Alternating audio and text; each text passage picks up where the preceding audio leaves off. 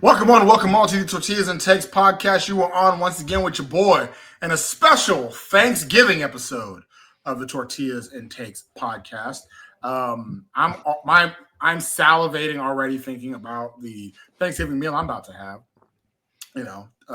I like turkey. I'm a turkey guy. I know there's been a lot of anti-turkey sentiment about Thanksgiving. My theory is that if you don't like Thanksgiving turkeys, because whoever's cooking ain't cooking it right. All right. Dry turkey doesn't make sense to me, but I'm happy about the moist turkey I'm about to have. Baked mac and cheese, that's my favorite side. Nice little dressing there as well. People may not know this, but Black people do eat green bean casserole. Okay, we have green bean casserole at my house, all right, and it's good. Thank you very much. Sweet potato pie, all of that. I'm excited for that, and that's why we got the chef on, People's Champ himself, Jeremy Gillen, not just to talk about Thanksgiving food, but also the West Virginia game happening this weekend. What's up, Jeremy? Albert hates ham, though. I found that out. Albert hates a ham. I don't hate ham. He's a ham hater. Who chooses it? Hating hater. I don't eat ham for Christmas. Like ham is overtaken. Like that's become the Christmas meat. I don't get it. I don't. Has it? Really? It has become the Christmas meat. That's why honey hams are so popular and sold in December. Thousands of honey hams at the store today. Everybody's grabbing their honey hams. Ham has they've done a good job. They've become the official meat of Christmas, and I don't know. Ham has done some superb marketing. Yeah, They've been inserting themselves into the 90s, like starting in the 90s, in every cinematic illustration of Christmas. I bet there's just a honey. They're like, hey, we're gonna get in here somehow. Hey, we got to get in here. My mom likes turkey again for Christmas. I actually just had an argument with her the other day. I'm like, I can't do turkey for both. Like, that doesn't make sense to me. But we do turkey for Thanksgiving. We do turkey again for Christmas, though it's not the centerpiece. And then we do New Year's steaks. I can rock with that. New Year's steaks. I was arguing let's do Christmas steaks instead, but she was like, hey, well, that's what my family does. They do prime rib for Christmas. I like it. Yeah. Oh, how about this? All right. Actually, no, I think I can figure this out. Christmas brisket. Okay. We're Texans, baby. Thanksgiving turkey, Christmas brisket. Okay. Yeah, I know it's the same thing, but it sounds worse. It sounds gross. It sounds worse. You want brisket on Christmas? How does it make it special, though? Oh, because I eat brisket on non-Christmas days, is what you're... I mean, how many times do you eat brisket with steak? That's right. That's fair. I don't eat prime rib but once a year. Sure, I don't eat prime rib like that. Yeah. Yeah. That's fair. That's fair. Yeah. Let's say, you know what? Maybe that can be convincing. Prime rib. Mom, you can have your turkey. I eat my prime. Anything but ham, says Albert. Anything but your nasty ham. Ham is so far down the list of good meats. It's so far down. So funny, man. That is so funny. It's not even the best pork. It's not even the best pork. How do you mean? Well, okay, bacon's the best pork, but you're not gonna have a meal surrounded by bacon. So I would actually do pork loin over ham. Oh, okay, yeah. I could see that. Just one little loin for the whole family. Poverty. slabs of pork. Albert's there carving up his little loin of pork for the family dinner. Hey, right. I don't know what y'all gonna do. But I got my pork right. I don't know what y'all are doing. I made this, so it's mine. So it's mine. That's right. And I think the football players this weekend are gonna have a nice feast on Thursday. They're gonna eat it up. Friday they're probably gonna have some leftovers, and then Saturday they're gonna have a big old feast, and they're gonna feast on some Mountaineer. Pause. They're gonna feast on. They're going to defeat, hopefully, the West Virginia Mountaineers this weekend. 10-1 Texas Tech at 4-7 West Virginia. And what's funny about this, Jeremy, because we mentioned it pre-pod, but there was a point in time. I want to take you back to January 1st, 2019. January 1st, 2019. It was a weird time. We had just fired Cliff Kingsbury. We were getting a new coach. We didn't know who it was going to be. Some people were like, please, God, anybody but that guy from Utah State that Kirby Hocutt loves so much. But at that point in time, we actually had a pretty bad record against the West Virginia Mountaineers. At that point in time, we had played the Mountaineers 7 times, and we were 2-5 against the Mountaineers at that point in time. We could not beat them, right? And then a shocking thing happened in 2019. We hired a guy by the name of Matt Wells, who we do make fun of quite a bit, who could not beat a lot of teams. He even lost to Kansas. But one team he could beat. It didn't matter who, when, and where he was playing them. One team he could always beat was the West Virginia Mountaineers. And it didn't matter if it was Tyler Shuck, Henry Colombi, Baron Morton. Didn't matter. He was beating the West Virginia Mountaineers. And Joey McGuire has continued that legacy. He did lose to the Mountaineers in 2023. But in Joey McGuire's time here at Texas Tech, he is 2-1 against the Mountaineers himself. So here at Texas Tech, ever since Matt Wells got here in 2019, we don't lose to the Mountaineers. We have won the John Denver Bowl 5 of the last 6 times. The record right now between Texas Tech and West Virginia is tied up. It ain't been tied up in I don't know how long. It is tied up 7-7, and it's our time to take the lead in the John Denver Bowl, Jeremy. Absolutely. I think that you've got everything going your way already, and then stepping back and realizing that Texas Tech's been on a tear and West Virginia's just been in the crosshairs since since that fateful, since Henry Colombi, really. Not gonna give Matty Wells any credit? It's hard, man. It's hard. It's one of those things of like, was it really Matt Wells? Because those games were like, we won, but it was still stressful. No, I think that you've got everything going your way, and you top it off with, this is one of those games that you just usually have in the bag.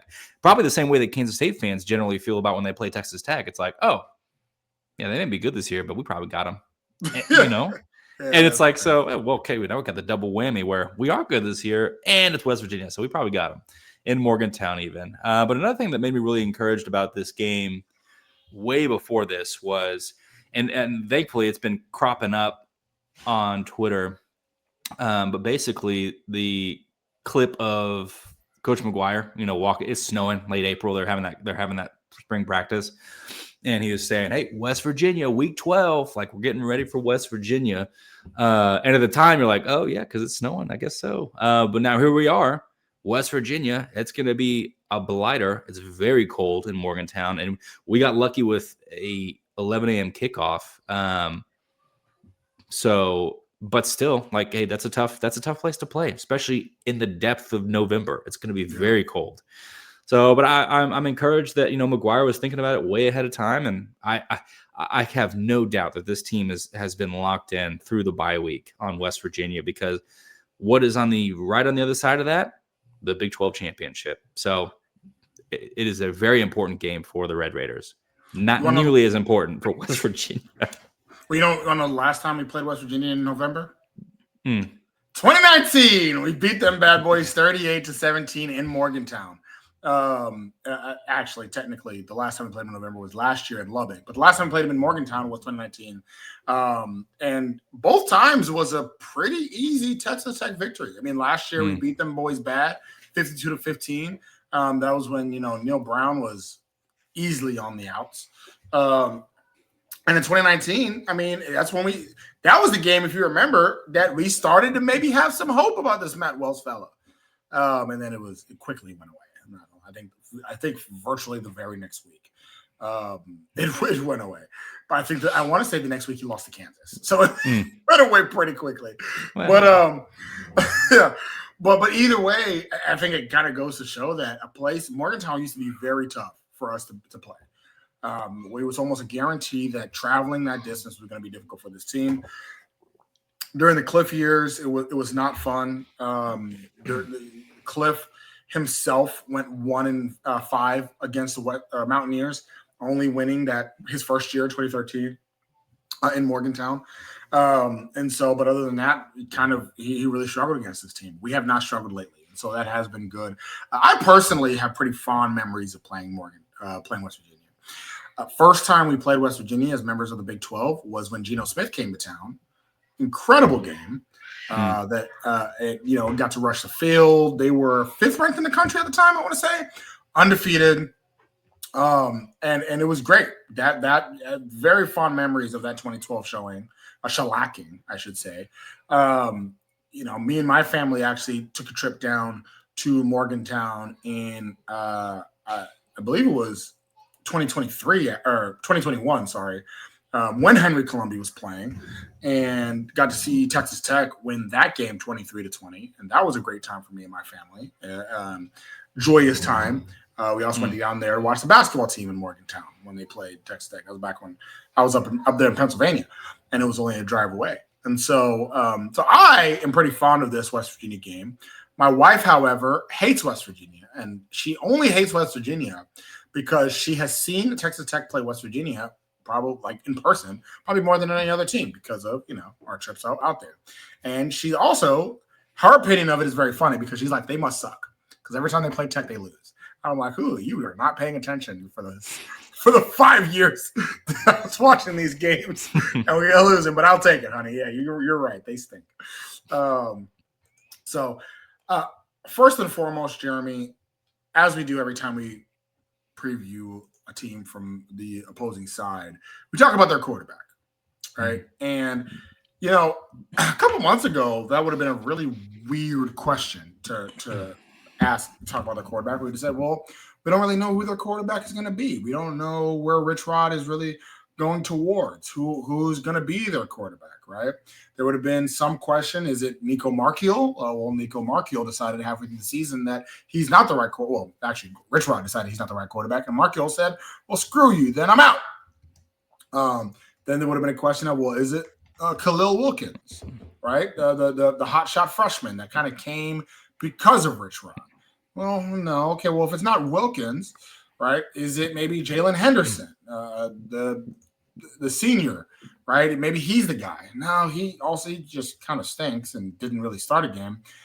It ended up being a guy that is probably the only guy on roster that has found some success under Rich Rod's system, and that's Scotty Fox Jr. Scotty Fox Jr., freshman from Mentor, Ohio, ain't looked too shabby. He has not looked too shabby, and he's been a big lately, especially near upset bid over TCU, an actual upset on the road against Houston, a victory over Colorado, and then another near upset at Arizona State just 2 weeks ago. So Scotty Fox is he's not looking too bad. He's actually starting to play a little bit better, starting to get a good feel of the offense, and his team is confident with him at the helm. What is your thoughts about your boy, Scotty Fox Jr.? Well, first of all, I love the name. Got to have a good quarterback with a good name. I think that is where college football is right now. And if you're not putting a quarterback there with a solid name, he better be Heisman level stats. But here's the thing. I think that, people forget that Rich Rodriguez. I mean, he was at West Virginia before, right? He basically created this zone read option offense. It's what took West Virginia from nothing to one game away from national title, 17 years ago, national title, contention. And after, he built up some supreme players with Pat White, Steve Slayton, and then most notably for most people, Denard Robinson at Michigan when he was there. So his offenses are predicated on a quarterback who has an ability to, first of all, see the lanes, know the game, and get out if he has to. Now, Scotty Fox Jr. has shown flashes of that this season. Some games he's rushing a lot. And I think that, Rich Rod has finally got his guy for this West Virginia rebuild, because West Virginia's got a long way to go in terms of getting back to competitiveness. But Scotty Fox Jr. may be the guy to get them there quicker, right? If, he's trying to kind of rebuild this and difficult, and we'll talk about it in a second, but the difficult part is that West Virginia's running back injuries have just done nothing for them. But Scotty Fox Jr. is certainly picking up the slack, and he's not been such a bad thrower either. So he's really offering the future of the West Virginia offense a lot more possibility, where Rich Rod doesn't have to fix his system or adjust his system. So there's a lot of hope there for the future of West Virginia. And Scotty Fox Jr., very young, very mobile. If he can stay healthy and he can develop over time, it's going to be a very dangerous quarterback. Very Sawyer Robertson, built. Yeah, and I think when you're a West Virginia fan, I think you're excited about two things. One is that Rich Rod's offensive system is starting to gel somewhat, and two is that you actually may have your quarterback in the future. Like, he is showing that he may have what it takes, and it's obviously not going to be this year, and it may not even be next year. But 2 years from now, things may actually end up starting to come together. And if you're not only that, if we're talking here in November, this West Virginia team looks a lot different now than they did back in September, right? Back in September, they looked like arguably the worst non-Oklahoma State team in the Big 12, right? Now you say, okay, well, they're still not a good team, but they're a respectable team. They're a team that you got to, build up for, play yourself for. Like, I talked about it a few weeks ago, but as we were coming to the last 2 games of the season, I was never worried about UCF. Like, that was a game I was like, not worried about it at all. At West Virginia, little worried, not just because of the road game, not just because of the travel, but because this is as good as West Virginia is probably going to be all year, right? Which is more than I can say about some other teams like Colorado or UCF or some other schools, right? West Virginia is starting to figure it out, and they're actually trending really well to the offseason. And the Scotty Fox Jr. is part of that. So you kind of started talking about one thing, and a lot of it is their running back injuries. So, Jeremy, let's see here. If I look at the West Virginia Mountaineers and the leading rusher for the Mountaineers so far this year, they have had a grand total of, let's see here, 1, 2, 3, 4, 5, 6 different leading running back rushers this year. 7 if you count Wilkins, who's the quarterback at one point. But 6 different running backs have led the charge as the leading rusher for the team. Last week it was Sincere Bowers, and a big reason for that is because, like you mentioned, their other leading rusher, Dior Hubbard, who had been leading the team the last few weeks, had a little bit of injury. So what up? Yeah, it's gotten so bad that they actually pulled Curtis Jones Jr., their linebacker, into the 2 deep now for the game on Saturday is going to be Sincere Bowers, RB1, Curtis Jones Jr., linebacker, RB2. No, man, Rich Rod, and I saw he had a really kind of ironic quote about it right before that game where Dior Hubbard goes down with an injury that keeps him out of this finale, basically saying like, hey, man, feels like the bad luck's finally over. And then, of course, you lose Hubbard. It's like, oh, awesome. Well, that sucks. Yeah. But, man, you need 3 things to work for Rich Rod's offense to really be effective. You need a dynamic quarterback. You need a stable of running backs, and you need a strong offensive line. And coming into the season, the only stable thing you had was a running back. And you were like, okay, we got a good running back. We'll be okay. No. And you lost that. But you got your quarterback, so you got one. You traded out the running backs, and the West Virginia line is still somewhat of a disaster for them. So, like we were talking about, this thing is it's there's a lot of hope for the future, but there's got to be a lot of frustration right now as well of like feeling like, man, you are, there's multiple games this season where you think if we would have had it put together a little bit better, would it have turned out a little bit differently? The TCU game was very close. The BYU game was close for a while. You think that, they want that Arizona State game back. Yeah. So it's like, there's a world where West Virginia's got 3 more wins on the season. If they have, at least 2 of the 3 of that recipe, but they've just been plagued with injury and plagued with bad play. It's been really difficult for West Virginia to kind of do something about it. But Sincere Bauer, this is an opportunity in a terrible way. It's an opportunity for everybody in the depth chart to show like, hey, I can be running back. Like, hey, yeah. I can do it. So they're getting a good look at what they have up and down the depth chart. I'm sure as a whole, as an organization, they would rather that didn't have to do that. But at this point, you just got to roll with the punches. Yeah, I think it's one thing that's pretty interesting for me anyways, is they have 3 games this year where they've had a rusher that run for over 90 yards. All 3 games, they're 3-0. All 3 games, they scored over 30 points. That's the recipe for success for them. But Jeremy, this is 1,000% the type of teams Texas Tech. Like when I say they're going to feel like the Thanksgiving feast that is West Virginia, that there was a team that we just matched up with so tremendously against.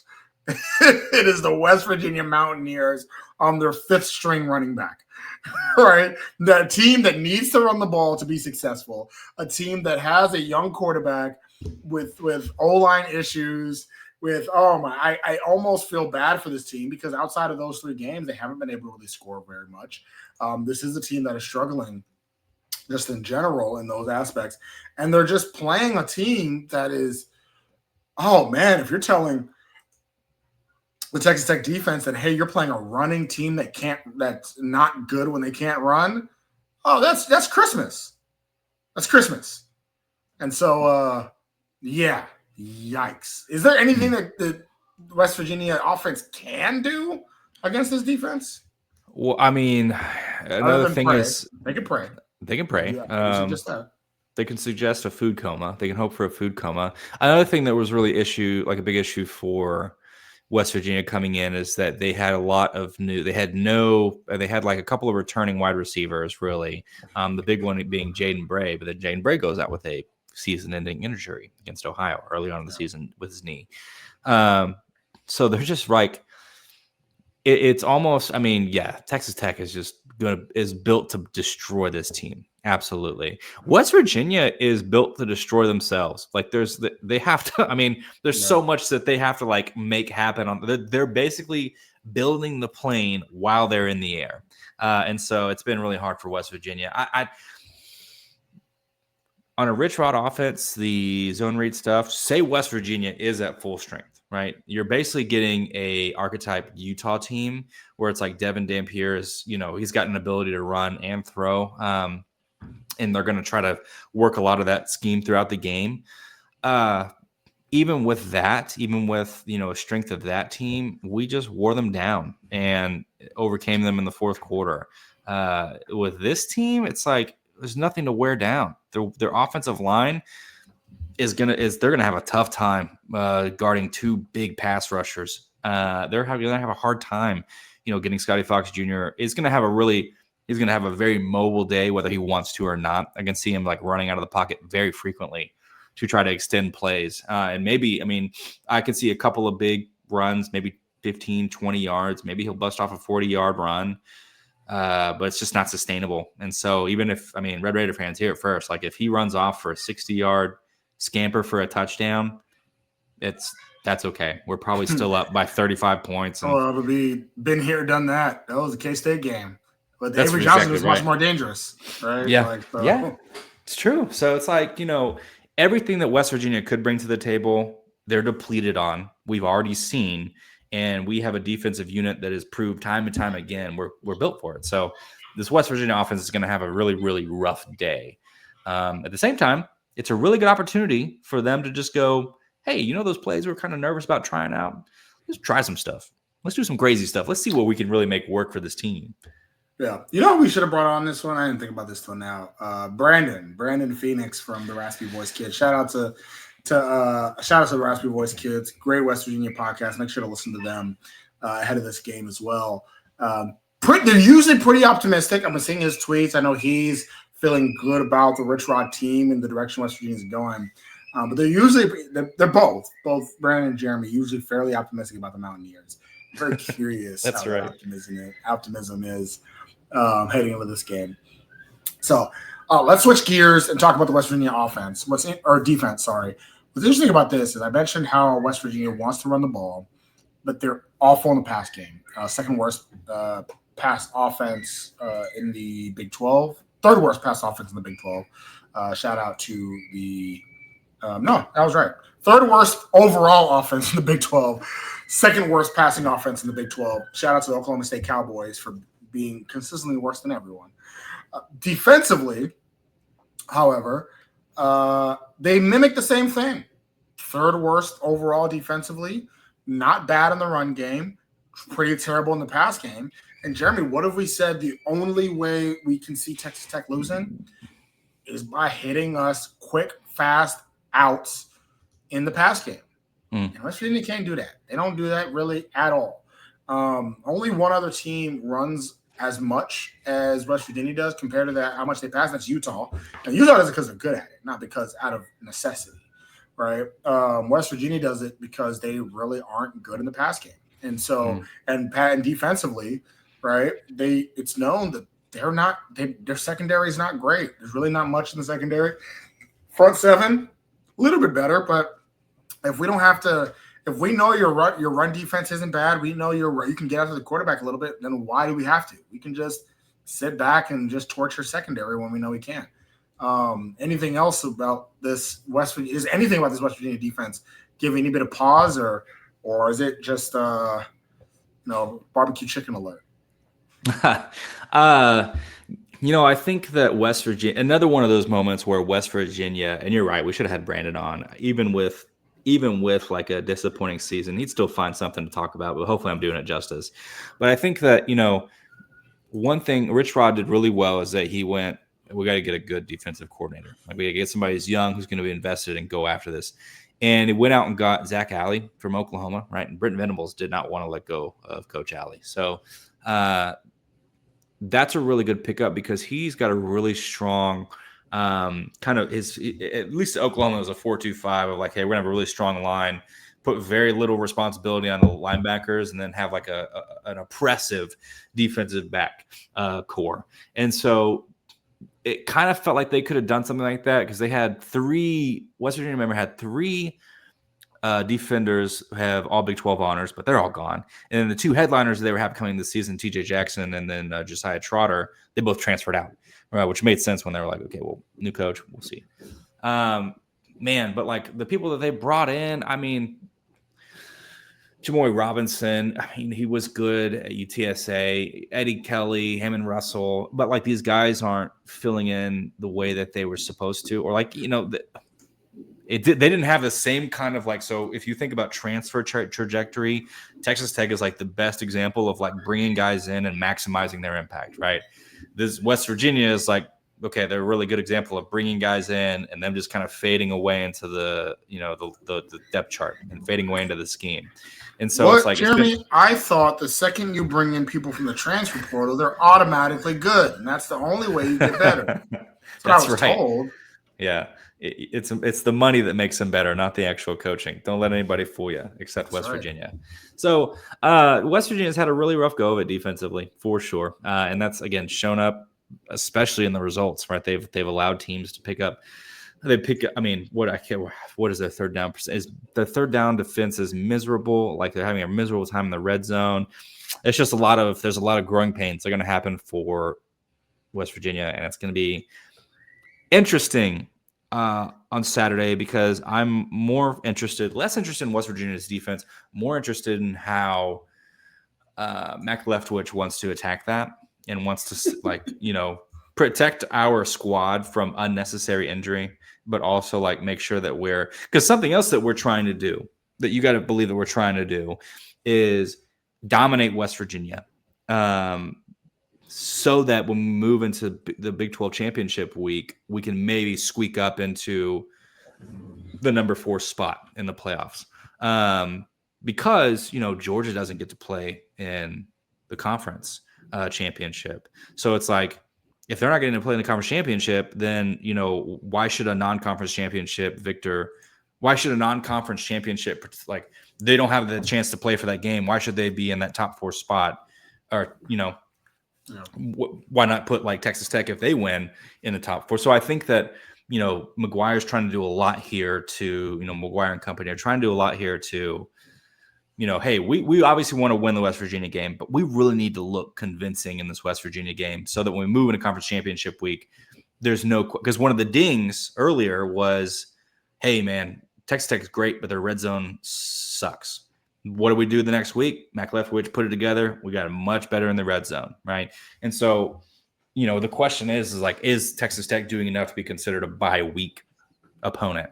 I think yes, but because we got the Big 12 patch, you just got to do a lot more work on the front end of it. Yeah.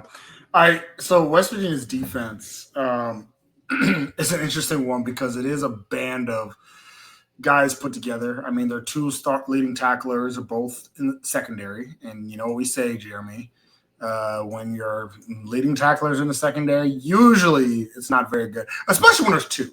One, maybe the guy's just a beast, right? I'm not, but two, then you start questioning it a little bit.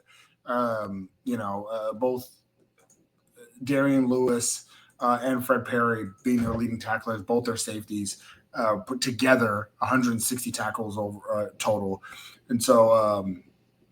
Sorry, I can't do math. 130 tackles total. It's already an issue. But not only that, I mean, I think when you come to the season, you say it might be an issue. I mean, this is kind of a band of misfit toys, if you will, right?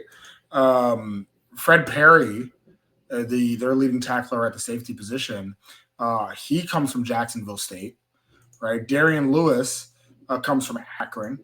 Jason Chambers, they're a star quarterback, air quotes, comes from Appalachian State. Ben Bogle comes from Southern Illinois. Ben Cutter's been there. So, hey, shout out to you, Ben Cutter. Nice development. Chase Wilson comes from Colorado State. So it's just a lot of FCS and Group of Five guys. And you may, West Virginia fan, if you're listening to this and you're saying, hey, man, what about Reed Carrico? How dare you? He comes from Ohio State. Reed Carrico had a grand total of 5 tackles in 3 years at Ohio State. He was, I don't even know if he was on the travel team out there. So it's just a group of misfit toys, basically, on defense. And so that's, like, honestly, offensively, it's been a lot of bad luck. Offensively, it's been a lot of getting things together, getting things right. I do question the direction that West Virginia is going to go defensively. I think you have made up a great point when it comes to the defensive coordinator and his success and things that he's going to be able to do. But you got to have some players. Jimmy's and the Joes, Jeremy, and I don't see no Jimmys or no Joes on this defense. Like, that's a word. Yeah. I don't see none of it. I don't see any guys on the defense that you can really build towards. And I think that in itself, like, it's going to be that much more important to recruit for this as West Virginia goes forward, because I think this defense is definitely going to struggle. And there's a reason why the secondary is where they are, second worst pass defense in the country. Now, I will say the rush defense in the conference. Sorry, I will say the rush defense isn't too bad, middle of the pack. Not awful, but I mean, I've seen it of the games that I've watched. You could argue the run defense numbers are low, because why run when you don't have to? We can just literally pass it all over the field against your team right here. So it's a little rough overall for this team.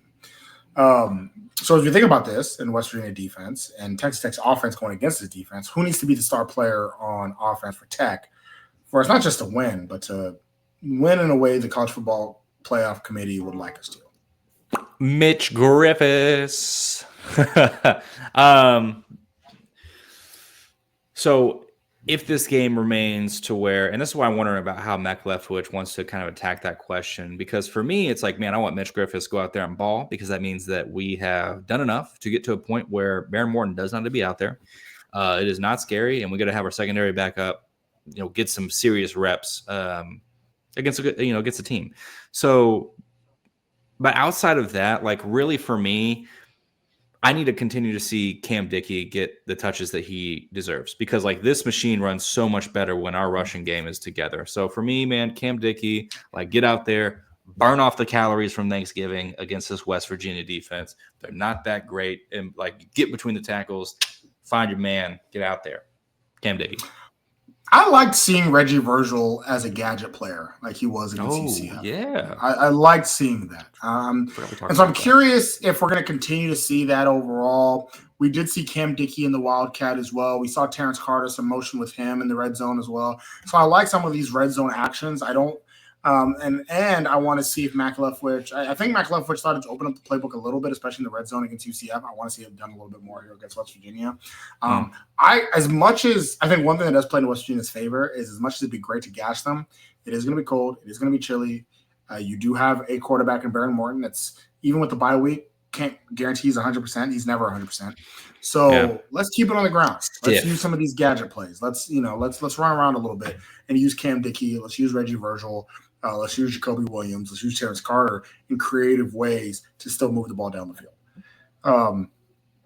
As we think about the other side of things, and Texas Tech's defense really shutting down West Virginia's offense, we need to be guy on our side.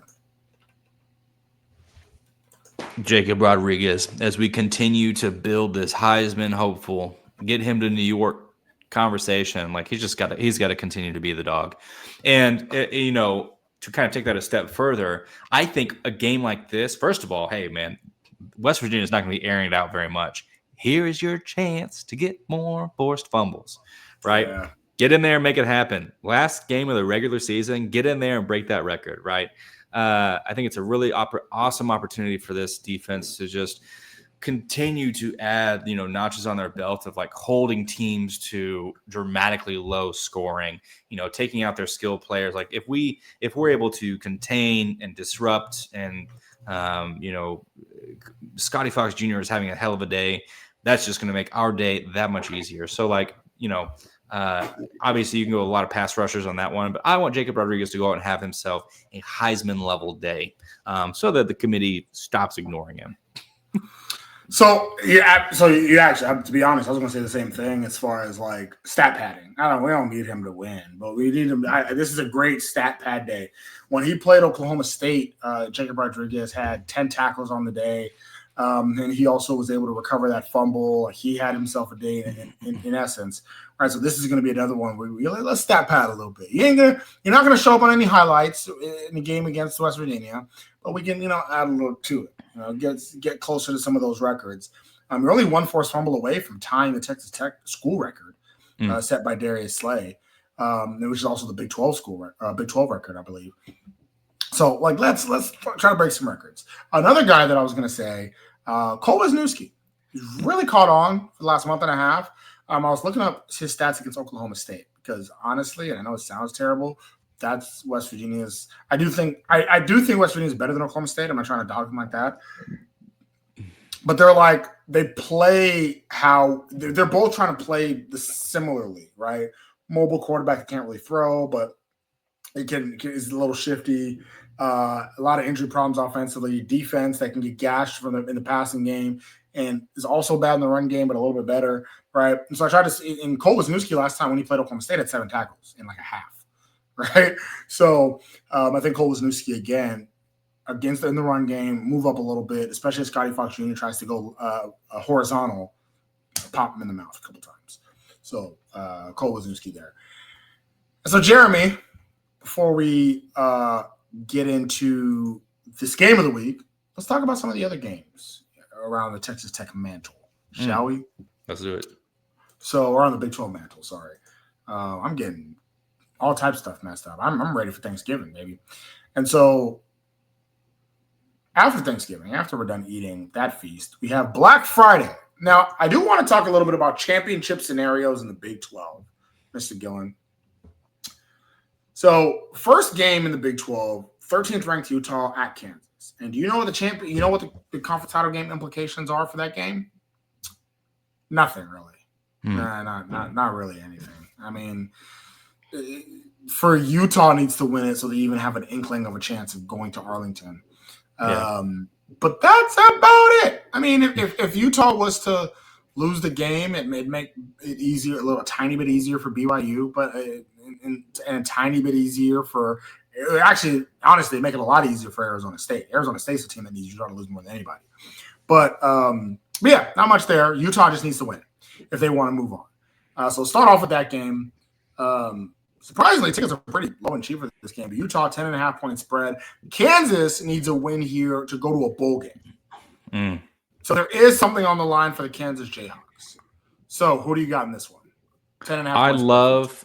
I love a team that needs bowl eligibility. They always hit another level of play, especially last game of the season. I mean, it's here or nowhere. And Kansas had so much higher aspirations for themselves, coming into this season. Like, you got to feel for them sitting at where are they at now? 3-5 in the conference, 5-6 overall. I mean, it didn't pan out for you, Jayhawks, not this season. But I think that, with bowl eligibility right on the cusp, that for me, is going to make this game a lot closer than maybe Utah wants it to be.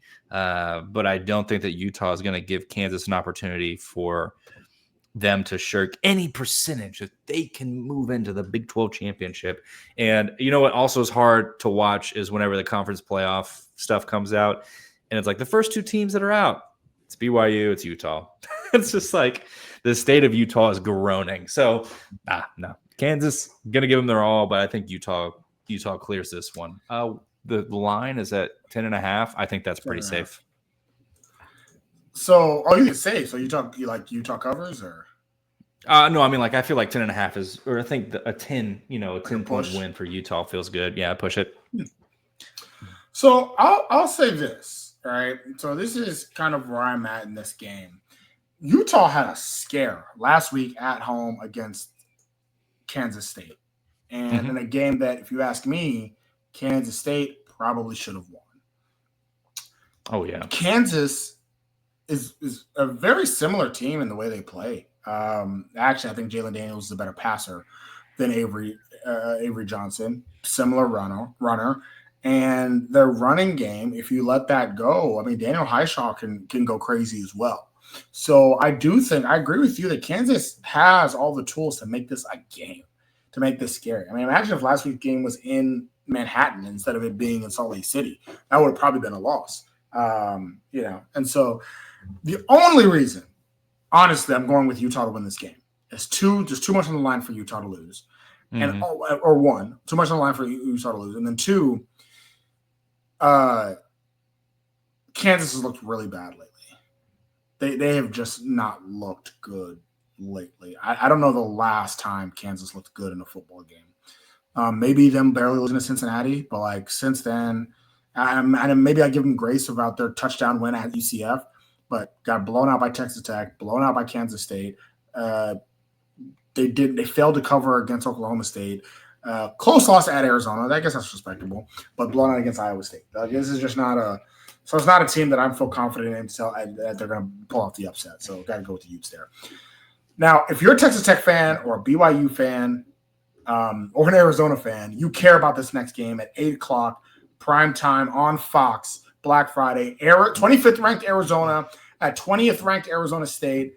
Big battle in the Sunshine State in Arizona. And the reason it's such a big battle is because if Arizona knocks off Arizona State, Texas Tech and BYU are solidified in the Big 12 championship game. Just like that. We don't have to get to Saturday to know who is in the Big 12 championship game if Arizona knocks off Arizona State, right? If Arizona wins the game, then all the other teams that are still running, Utah, Arizona State, I think even Houston and even Cincinnati still technically have a shot. If actually no, sorry, I pulled that back. If Arizona State does win, it does keep Utah and Arizona State still alive for the Big 12 championship game, right? So it's really just that's it. So yeah. So if you're a Tech or BYU fan, go Cats, go Wildcats. Arizona on the road is a 1.5-point favorite. Jeremy, can you, this your team? You've been pulling for them all year. Can they pull it off? This is one of the quietest 8-3 matchups. People aren't talking about this enough. Like Arizona and Arizona State, both 8-3 of the conference. Arizona State, yeah, you're like, okay, yeah, that makes sense. But nobody's talking about how Arizona snuck up to 8-3, 5-3 in the conference, 8-3 overall, and they should, because I mean, like I said from the beginning, like there was games where they should have beaten BYU at home. They just couldn't find a way to pull it out in the end, right? They should have beaten Houston on the road. Couldn't find a way to pull it out at the end. And I kept saying, like, man, Noah Fafita is like dying to get a big victory for this team. And sure enough, came in Cincinnati. It was 25 ranked Cincinnati. That one didn't feel like much of a struggle for Arizona at all. I mean, a little bit of a slow start, but then they really started clicking. Blasted Baylor out of the water, and now they get an opportunity to upset, quote unquote, not really, in state rival territory battle, whatever it's called. It's a pretty cool name. I can't remember it. And have a 9-win season. like a 9-win regular season, go to a bowl. Like, dude, I'm Arizona. Watch out. I think that this game the line's like 1.5 Arizona. 1.5 Arizona. Yep. That is cheap. That's cheap. I think Arizona wins this game by at least a touchdown because I think they're coming in on a really hot 4-game win streak. Arizona State's 3-game win streak has been a little more streaky. They've survived the last. They're playing. Who are they playing last? Colorado. And man, they got off to a really tough start, and they were not into that game until they had to be. They do the same thing against Arizona. It's over, man. I mean, I think this Arizona team is dying to make a name for themselves. Finishing in the upper quarter of the Big 12 is going to be a huge win for them. They've really wanted to solidify themselves in this conference, and they're doing a really good job of it so far. So I'm a believer in Fafita. And he's going to be back next year. Crazy. Yeah. Well, you know what's interesting about this game is if Arizona wins this game and let's say Utah loses it, Arizona actually may be the top selection for those old Pac-12 bowls. Right? Like right now it's between, there's Utah, Arizona State, and then USC that are all fighting for those top Pac-12 bowls. And I honestly, at the top of my head, I cannot remember what the top one is. Obviously, the Rose Bowl goes to the college football playoff, but they're all in the running for it. And if Utah loses, and USC just lost last week, so Arizona has an opportunity to go to a really big bowl with this win here. But not so fast, my friend. Let me tell you something. I have been impressed. I have been even more impressed in Coach Dillingham's ability to coach this Arizona State team since losing his best 2 players than before. With all the distractions, with Levitt and Tight and everything, they have still continued to win games. Now, you can argue that with Colorado and West Virginia nothing to snuff at, and the West Virginia game was really close, and I get that. But they're still winning. They're finding ways to do it. They're going to be at home in a rivalry game. They're going to have the support from the fans. And here's the interesting thing, though. If Arizona State winning this game also keeps them ranked, and it still keeps a ranked win on Texas Tech's resume. Right now, Texas Tech has 3 ranked wins. Not a ranked win, a ranked loss on Texas resume. Right? Our only loss would be against a ranked team. Doesn't look good if you're only lost against an unranked team, a team that finishes unranked at the end of the year. Give us one against a team that is ranked.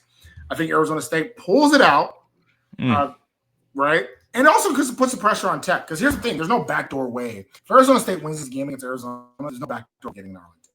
Got to be West Virginia. There's no what if or anything like that. Simple as that. If Arizona State beats Arizona, Texas Tech can only get to the Big 12 championship game by beating West Virginia. And I like that pressure. I like that. Give me both. Let me have my cake and eat it too.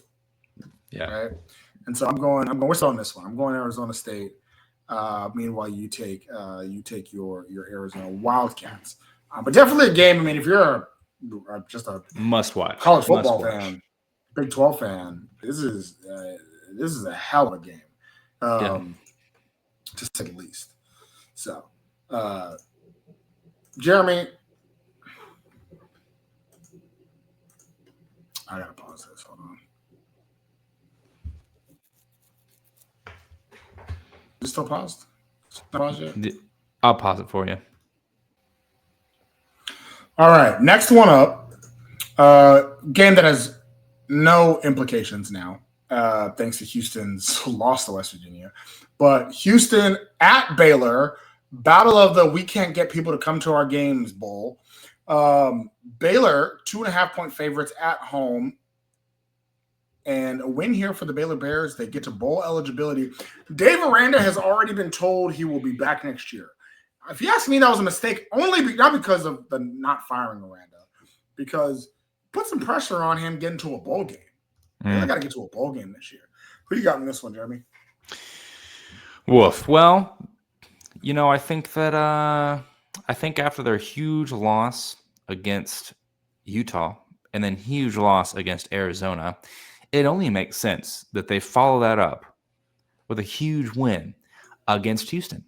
I actually don't know. I do like Houston better than West Virginia right now. Sawyer Robertson is the only good thing happening for the Baylor Bears. And multiple games have shown, even if he is having elite Heisman level play, they still lose big we Like, it just, the rest of the team is buns. I don't know how else to put it.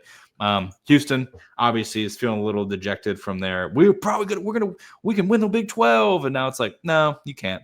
But I think Houston wants to end the season on a really good note here. So give me the Cougs. And there's no benefit for Baylor playing at home, by the way, for everybody out there. They've proven that multiple times. So give me the Cougs. No, there's none, and you can't even really go towards the Cougs having to go on the road, right? Because Houston to Waco is not a big deal. You know, you're just going to be in a charter bus for a few hours. There's going to be high school kids all over the state doing that at the same time, right? But I'm still going the Bears. In this one. I think – so this is one thing I will say. There's something to be said about not losing the locker room. It's one of the biggest reasons why I think that the Penn State firing James Franklin was such a mistake. Because out of everybody else that got fired this season, it was pretty obvious they had lost the locker room. Like Gundy had lost the locker room. Brian Kelly had lost the locker room. And when they weren't going to improve, like not just this season, but going forward. James Franklin was such a mistake because he just suffered a couple bad losses. Lost the locker room. They still loved the guy. His recruits still loved him. The program was still headed in a decent direction. And I'll say this about Aranda. He has not lost the locker room. I get it. The Baylor is not where they're supposed to be if you're a Baylor fan. I get all of that. But I actually think they're going to come together and show why he deserves to be there. Because I will say, it still ain't too late to fire him. Just because they got the seal of approval from the AD don't mean they won't do it. But I think they're going to step up against a team that, on paper, I know Houston's 8-3. On paper, if you put talent to talent, Baylor still looks like the better team, right? And so at home, I'm gonna give it to the Bears. I'm gonna give it to the Bears to win this game. Cool. Off of vibes. Do I feel confident in it? Not really. I don't. Houston's probably gonna win, but I'm gonna go with the Bears because you picked Houston. Colorado at Kansas State. Kansas State 16.5-point favorites in this game. They also need to win to get to bowl eligibility.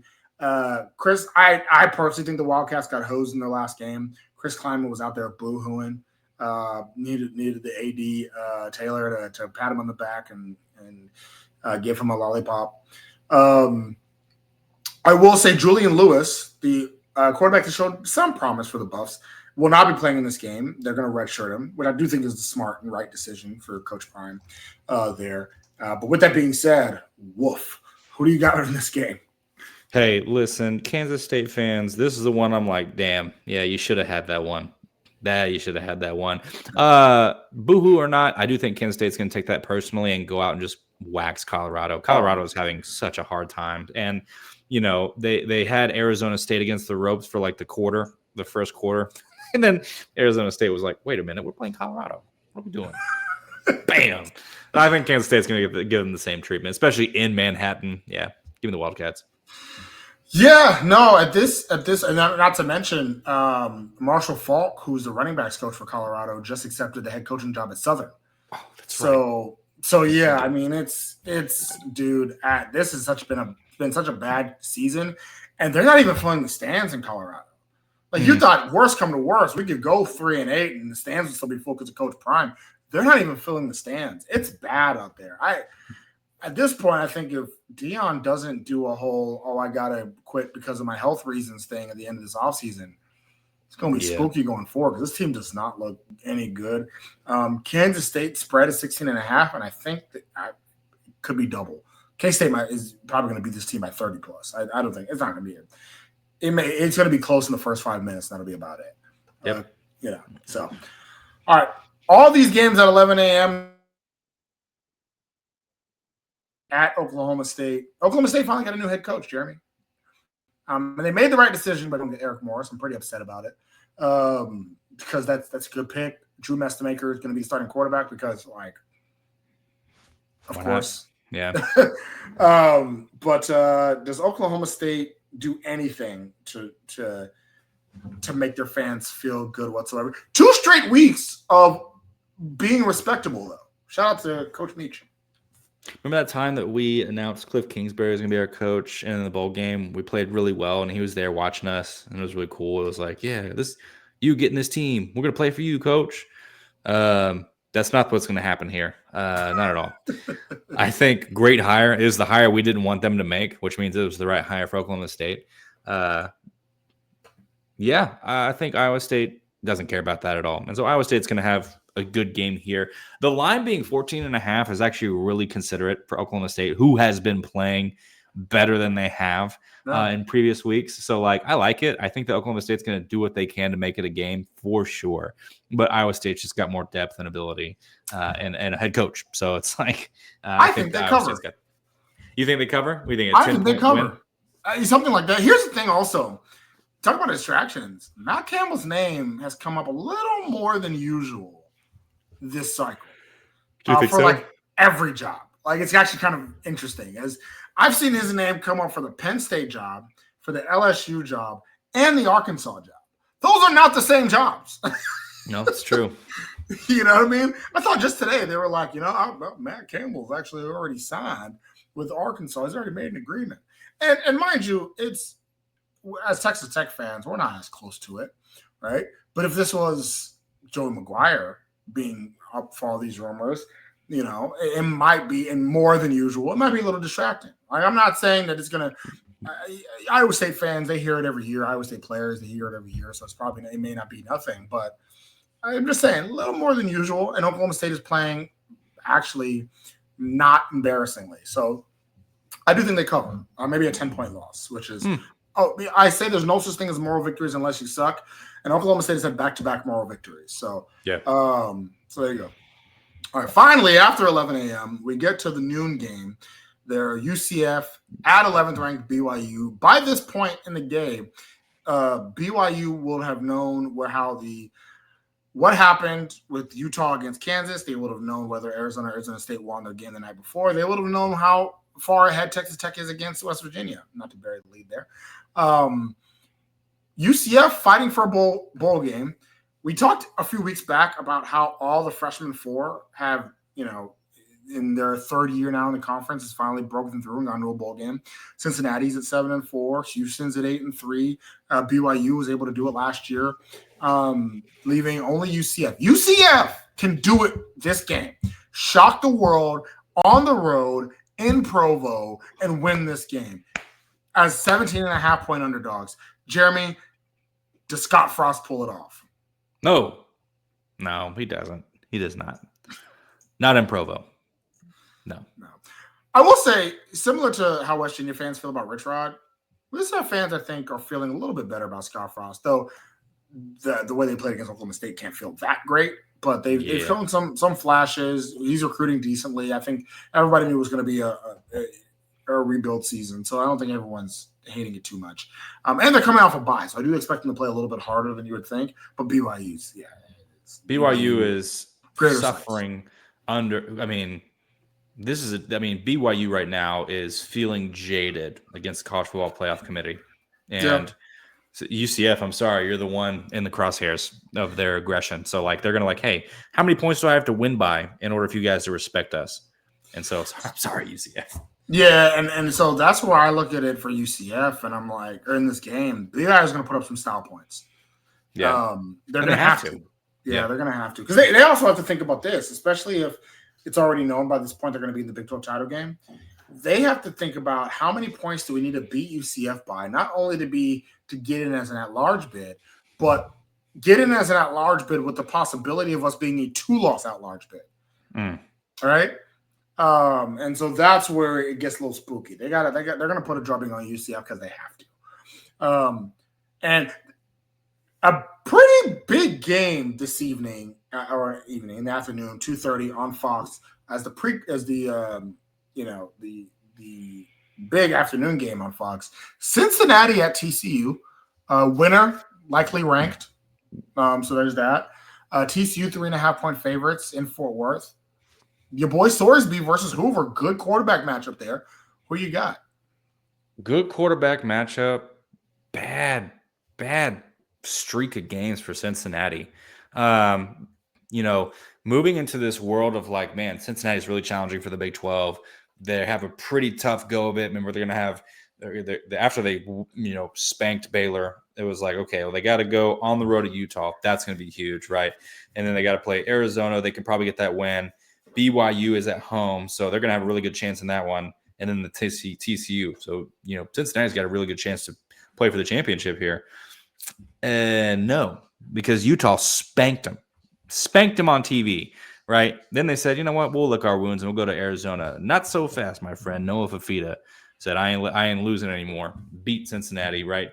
Not going to Arizona, playing Arizona, right? So Cincinnati didn't have the benefit of playing at home. Then they went on they went and played BYU, came to town, spanked them. So, dude, I love Brendan Sorsby, but this Cincinnati defense has gotten a little bit more disappointing as the seasons went on in big game scenarios, big third downs. They get a turnover, but it was a penalty, so it goes back. Like, there's been so many things that have been happening for Cincinnati that have been really disappointing. And TCU's coming off a big win against Houston, being ranked. It's like, hey, man, I have a lot more faith in TCU right now. In Fort Worth is fine, whatever. But TCU is a lot more hot than Cincinnati is right now. So Cincinnati, you go from having like this really exciting season to now you're really disappointed with where you're sitting. You had it all for you. Now you don't. And then TCU is now going, no, we can get a big win here. And then we're, we have 8 wins on the season. We'll move above 500 in Big 12. That's a salvage season for us.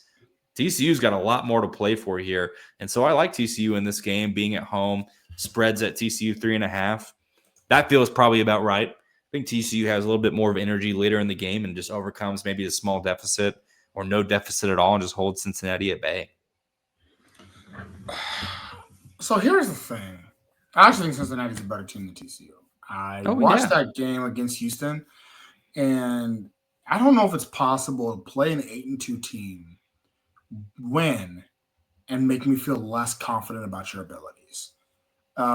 Because if you watch that game, Houston with the better kicker wins. And actually, I say it was a better kicker. The kicker's actually been killing it all year. He just had a really bad game against TCU for whatever. Yeah, he did, man. But that offense couldn't get anything going at all.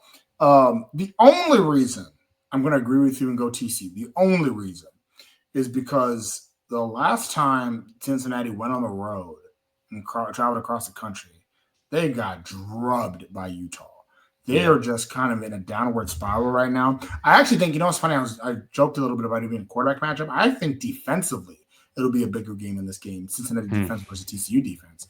And, Hoover makes a couple more plays to win the game for TCU.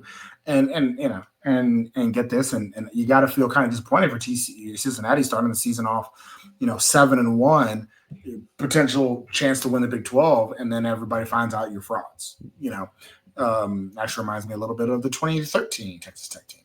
So, who also went 7-5 that year. Yep. So now time for the game of the week, the 11 a.m. game on ESPN. Big Dogs, 5th-ranked Texas Tech, 10-1 at West Virginia. I said I was going to say this to you, something that might scare you, Jeremy, as we think about this game. But before I get to that, I just want to bring up the comparisons between the two. Texas Tech, 23.5-point favorites here. Overall, as far as not really any new injuries on the Texas Tech side that we don't already know about, a slew of injuries on the West Virginia side, like we talked about. Hubbard's out for the game. Horton, the safety, is also questionable for this game, but likely not to play. Young, the guard, also out, questionable for this game, likely not to play in this one as well. There's a lot of injuries on the West Virginia side. As we compare the two, Texas Tech offense has the advantage in almost everything except for rushing yards. Right, the West Virginia defense is a little bit better when it comes to rushing yards, surprisingly, one of the better ones in the conference. As well as, and funny enough, on coverage, it has West Virginia's defense being better at pass attempts. They keep the pass attempts low. I would argue, you don't keep the pass attempts low. It's just by the time the second half comes around, we don't have to pass anymore. So there's that. As we switch it over to West Virginia's offense, Texas Tech has the advantage in every single category, like every single one. Like there's not we win it all. So when it comes to this, Jeremy, the thing that I want to tell you that might scare you a little bit, Texas Tech is right now 10-1, in a position to go to the national championship playoff, playing a 4-7 team on the way. And West Virginia is involved. I want to take you back to 2007. Jeremy, you were in high school. That's right. High school, middle school, one of those two. 2007. And the craziest year in college football history, there's actually even a 30 for 30 on it, the 2007 season. It's incredible. If you're a youngster and don't remember the 07, it was a great year where every year a team, during the BCS days when only two teams went to the championship game, every year the team that was in the number 2 spot or number 1 spot was getting upset every week. And West Virginia at one point, with Rich Rod at the helm, was the number 2 team in the country. They had Steve Slayton. They had Pat White. Number 2 team. They were the most exciting team in the country, number 2 team in the country. And they just had to beat little old wee bit 4-7 Pittsburgh. They were 10-1 and just had to beat little old Pittsburgh. Little old Pitt. That was 4-7. Pitt stunk. They had no business being in the same building. Right? West Virginia just had to beat little old Pitt. And guess what? Pitt upset them. Last game of the season, nothing to play for, and just went up and said, F you, West Virginia. You don't get a chance to play for the national championship. We're going to beat you right here. And somebody tweeted this to me after the UCF game about how those two things line up and how West Virginia can now be the spoiler. And I was like, oh my God, you're right. It lines up very similarly. So what do you have to say about that, Jeremy? Does that do enough to convince you that West Virginia is going to win this game? I thought about that too. For me, it was like, oh man, the irony of that moment, of like, hey, now we get a full circle, redeem ourselves, and then we get to be spoiler and ruin somebody else's season. Except this would be more juicy because it's a $20 million season, whatever, for Texas Tech. I think some big wins for Texas Tech in that are that there is certainly, there's certainly things to be afraid of with a lot of that's like overlooking, like, hey, if we do this, we'll get on to the Big 12 championship. If we do this, we'll move on to the college football playoffs. We'll have our chance in the sun to do all these things. All we have to do is just beat West Virginia and get past it. But I am so much more faithful in Joey McGuire and the way that he has locked this team in on this game and has said publicly, like, hey, I'm not worried about anything after this week. Right now, all we care about is what's next, right? And I think this team is very bought in on that. And I think that this team would beat the brakes off of the old 2007 West Virginia Mountaineers because this team has talent up and down every single position. So is it worth being concerned about? Absolutely. I think you should respect every week. I think you should be thinking, man, this team can get us if we're not paying attention. That's how upsets happen is you just overlook them and you don't play your brand of football. But I think Texas Tech has done a very good job. We're in week 12, week 13, whatever it is. You can't look at Texas Tech and say they're not ready because every team we've gone out and played, we've gone out and played. And so, yeah, I think that, West Virginia is going to want that to happen. I think that Texas Tech will remind them that is not going to happen. That is why you guys are where you are at and we are where we are at. And I think that Texas Tech gets a pretty nice, significant victory over the Red Raiders or over my dog's going nuts, over the Mountaineers. And so my guests have arrived. But as far as just a point prediction goes, I do think we'll be slowed down. I think you made a really good point about the weather in Morgantown. I think that just being colder, it's just going to be a lot harder. I think that we're going to go to the run a lot more. I hope that we do. Runs will speed up the game. So you won't have nearly as many snaps as if you keep it in the air. So I think something like a 34-7 victory or maybe even 34-3, depending how Scotty does. I think that a victory like that is going to be pretty handily. Done pretty man. Holidays. Words tough. That's right. So yeah, to help you there, I absolutely agree. I think I had Texas Tech winning 37-7. I think Texas Tech will be able to move the ball quite a bit. And I think we'll slow the game down a little bit, get more creative in this game. I expect Mitch Griffiths to come back on again in the second half, and this one to allow Barron to kind of chill a little. No pun intended. So I do think Texas Tech's going to win this game. One thing that leads me not to believe in the hype of a potential upset, we had a bye week.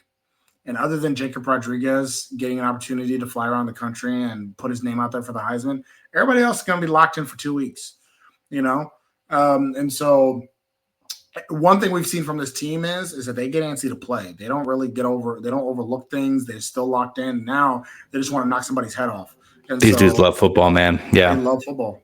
And so yeah, 37-7 is what I got it. A nice Texas Tech victory. And we lock ourselves in to the Big 12 championship, to Arlington. And all our goals are in front of us. That's right. Everything's in front of us. So Jeremy, before we get out of here, Texas Tech basketball team still exists, the men's team. And the women's team. You know what's funny, real quick, before we get out of here? So the men's team has 2 losses. And the game at Illinois, true road game. JT Toppin played incredible. Nothing to be ashamed of. The game against the number 1 team in the nation, something to be ashamed of. You lost by 30 points. I don't care who you play. That's bad. But It is the number 1 team in the nation for a reason. JT Toppin comes back and puts up 19-16 against New Orleans. 43rd non-conference home win in a row. A lot of that is because we don't play anybody of importance in the non-conference. That's besides the point. Anything to be worried about on the men's side. We dropped down to 20th after those 2 losses. We don't look like a team contending for a natty like some of us thought at the beginning of the year. You don't. And I think that there's been this is a continual, not to really drove on. We will have like a much larger, preview. But like this is a team that this is a consistent rhythm for Texas Tech basketball, right? You're bringing in a bunch of new faces, you're bringing a bunch of new talent. The play and the pedagogy is there for Coach McCaslin. It's about getting the team to buy in on that, right? And so having an opportunity to play much higher caliber teams early is going to expose that early, right? And so I think that I love having tougher people on the schedule earlier. I think that that's very important when we talk about the strength of schedule later down the road. But, it is going to expose, the issue of having a team that is building chemistry together versus a team that's like developed together. So yeah, the 2 losses, they suck, right? But I'm not bothered about the Illinois loss on the road. I'm not really bothered about the Purdue loss. I think you're still dealing with some injury. I think you're still dealing with some identity issues with this team. Like, okay, how are we going to play offense? And then, okay, we actually have to play defense. It's going to come together. Now, is this a national championship caliber team? No, it is not. I think that you are right now, you're trying to fight this reality of like, are you more middle of the pack in the Big 12 this year? Yeah, you might be. And so it should be seen like if you're viewing this year as a national championship year, just because you had a really good run last year, that's probably not the case. You're going to be really disappointed. If you look at this year more like, hey, we're investing in the next couple of years and we're trying to build some really strong talent, like a talent base here with some younger guys, then this can be a really fun year for you. But otherwise, you got 2 big losses right now on your resume, and it's going to be hard to kind of fight back from that. Forget about the top 25. Just forget about it. Leave it in the dust because that's gonna eat you up more than anything. So some people made some good points, which is Tech always starts slow. In the Grant McCaslin era, we've always started slow. It's taken us a while to gel, and we usually start seeing the gel come conference season. So let me just say that I hope so, because I would even argue this don't even look like a top 20 team. All right, this looks like a team it kind of reminds me of the year where the COVID year, where COVID kind of shut the season down, and we were looking like a 9 seed, right? And all those expectations we had of potentially being top, and we just were at one point was like, man, is this even going to make the tournament? That's what this team is feeling like. Now, I will say, JT Toppin's way too good of a player for us to ever go down that much. I mean, he's as advertised. He's amazing. But all the things we thought about at the beginning of the season, it ain't looking like it so far. But, the season's long. We have an opportunity to get better, and so we'll see here. Flip side to the women. Now, we on this podcast have held the feet to the fire of the women's program for the past few years, right? I personally have hopped off the Krista Gerlich train. I was so disappointed in the last 2 seasons. Maybe I might have been more disappointed in the last 2 seasons of Lady Raider basketball than I've ever been as a fan. This year I came in, the expectations in the dirt. My expectation was to be looking to see who our next head basketball coach was going to be 2 months into the season. However, as the season went on, Texas Tech remained undefeated. Then they started playing some power conference teams like SMU and Arkansas. And some people that pay attention to the team got a little excited. And me being what some of y'all have called me, the hater that I am, I was kind of like, but SMU was arguably the worst power conference school in the country last year. And Arkansas wasn't too far behind them, right? Two really bad power conference teams. That don't mean nothing. They played Mississippi State. And I sent out that tweet, Jeremy, for this reason of Mississippi State is a team worth getting somewhat excited for because it's a team with a decent women's basketball history and a team that was middle of the road last year, supposed to be fighting for an NCAA tournament berth this year. This would be a good win. And they fell down by 15 in the end of the first quarter, and I was like, you see, you will not fool me, Jeremy. Here we go again. You will not fool me. But then they won that game, Jeremy, and they continue to win. They're 8-0 right now. This team looks really good off of the backs of Jalen Bristow, who barely played last year. She went in the offseason, went in her bag, and started balling. Some people have been like, where'd she come from, where'd she transfer from? She was on the team last year and just didn't play a lot, but she has been balling, using her skill set, playing really well at this point, averaging almost 17 points a game. And then Ole Miss transfer Snuda Collins has also been balling from the guard point. Right? Really long, really lengthy. Defensively, they've been playing good. They're starting to play girlies ball. And then, of course, we got Bailey Maupin, the captain of the team, still here, deciding to stay. Do I miss Jazz Shavers? Yes. But I don't miss her enough to have the L's we had last year. This team, Jeremy, we are on bracketology as we speak right now.